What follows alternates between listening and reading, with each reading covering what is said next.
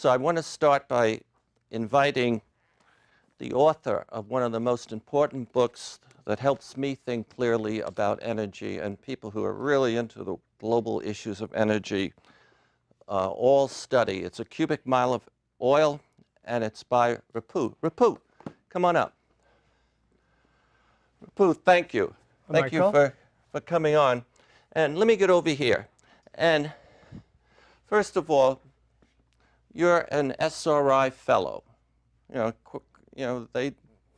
a nice distinction. Sure. And you've studied the size, the shape, the trends of what I call the greenhouse gas monster. And by the way, I know you're a scientist and all of that. Do you get offended that I call this a monster? No. Okay. You are an artist. You are at liberty to do that. Absolutely. And I'm not offended. Okay. And by the way, I put a fan on its face because what this monster is doing is, in effect, it's sucking in all the pollution, all the fumes from the burning of coal, gas, and oil, and it's getting larger and larger. How big is this monster? So right now, globally, we are feeding this monster about 36 billion tons of CO2 every year, okay? Just from the use of fossil fuels. 36 billion tons a year. And that is for the United States? Or no, that's for the world, 7 billion people for the world. So per person, it's about 4.5 tons of CO2 per person, roughly. Averaged out around the world? Average out around the world. 4.5 tons. Per person. Okay. Now, there are great disparities in this going around the world. In the United States, we are now emitting, you, me, everybody on average, about 17 tons per person. So every American on average is emitting 17 tons of greenhouse gases every year. 17. Every year, 17 tons. Yeah. Compare that with if you go somewhere in Europe, for example, Germany or United Kingdom, numbers would be around 9.5 tons. Okay. Quite low. In France, it's down to 4.5 tons. And why is it so low in France? Well, it's largely because most of their energy, a lot of their energy comes from nuclear power plants, and nuclear power plants don't feed this monster. Okay, the nuclear is clean. It's clean. Clean energy. Renewables are not necessarily clean. It depends on the practices. There's a lot more details that are needed in there. Okay, so say it again. How many tons of greenhouse gases am I emitting every year? About 18 tons a year. Okay, and the United States vis-a-vis China is, what are those China numbers? is around 9 these days. 9 tons per person. And global average is about 4.5. India is less than 2 tons per person. A lot of countries are, like Vietnam and all, 1.6 tons. Pakistan, 0.9 tons per person. So there's a huge disparity that's there in the world. Okay, so, and of course you agree, the bigger this monster gets, the more deadly it is to us. Yeah.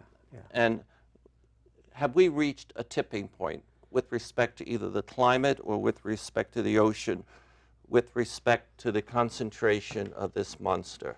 Have we reached that tipping point where processes are now happening in this world that we cannot control? It's a difficult question. I don't know the answer to that. Okay. I'm not sure about it. It feels that way to me from what I have looked at. I don't think there's much that we can do to change. To me, that is tipping point. Yeah. Whether it is or not, it kind of depends on how you are really looking at what a tipping point is. To me, it feels like, well, we are headed, we are baked into our system right now is that it's going to be a lot worse, and we will be facing. And so the choices that we have to make are, let's not make it any worse, and whatever resources we have, let's try to mitigate the effects. Okay, so paraphrasing you, there's already so much up there in the atmosphere and in the ocean, and you're not sure if it's too much for our health. But it's very bad already. Very bad. Very and bad. there's nothing we can do with what's up there already. But what we have to do is make sure there's no more fumes, pollutions coming from the gas or any other sources, so this monster doesn't get any stronger and more threatening to us.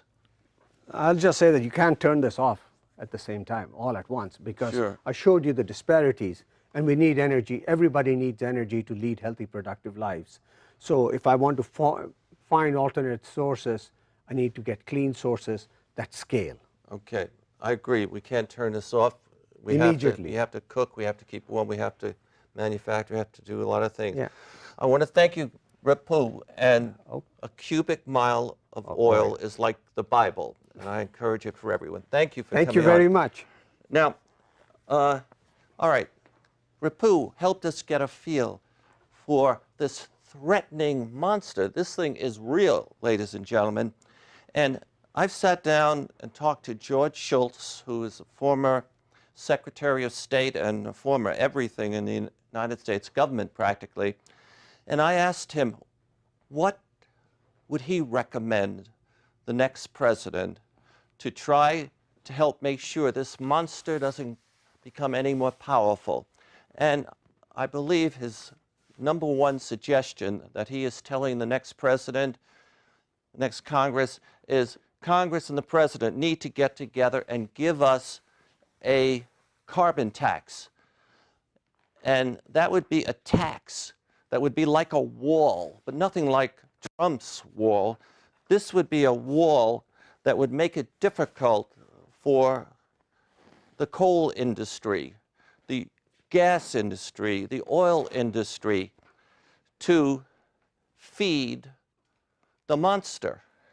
And it makes it difficult by putting a tax on fossil fuel, okay? And this is my symbolism of the wall for the tax, and the money that's collected there eventually comes over here and comes out of the Department of Treasury and comes down over here.